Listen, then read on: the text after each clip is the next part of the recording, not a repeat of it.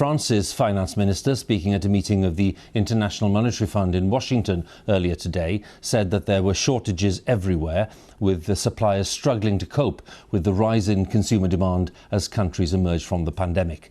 From Washington, our economics editor Faisal Islam sent this report. One of the world's biggest parking lots, dozens of cargo ships just waiting in the Pacific, full of goods from Asia, unable to dock at full terminals in the ports of California with containers piled high. The same now happening on the Atlantic coast off Georgia too, and in other ports around the world. The plumbing of the world economy not functioning properly. At the White House today, President Biden summoned US business bosses to work 24/7 to clear the backlogs. This is across-the-board commitment to going to 24/7. This is a big first step in speeding up the movement of materials and goods through our supply chain. The actions of the president show that this is a supply chain crisis that affects many countries across the world. It arises out of the fact that after the pandemic, demand rebounded much faster than expected and much faster than the ability of the world economy to supply the goods required. That's led to shortages, it's led to price rises, and that's not going to be solved before Christmas.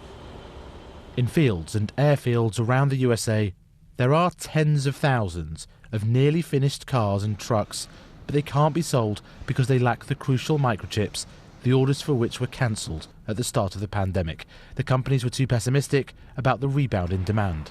That's led to a change of view from the bank chief who earlier this year predicted an unprecedented British boom. We did predict a booming recovery in the economy. I think what we missed was it would be so strong that it would create these supply chain problems, whether it's gasoline, whether it's chips, whatever it is. Because of pandemic restrictions, finance ministers attending international meetings are spilling out onto the streets and parks of Washington, D.C. One solution to all of this, producing more locally.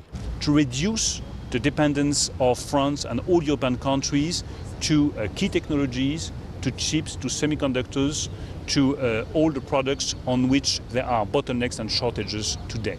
And that could lead to higher prices permanently, alongside other factors from US-China tensions, post-Brexit visa restrictions, or fears over UK-EU trade. Are you worried about a trade war with the UK over Northern Ireland? Germany's most likely new Chancellor, Olaf Scholz, wouldn't be drawn on that. But there are fears in Germany of a parts shortage causing a bottleneck recession. It's a global economic challenge, and it's not going away. Faisal Islam, BBC News, in Washington, D.C.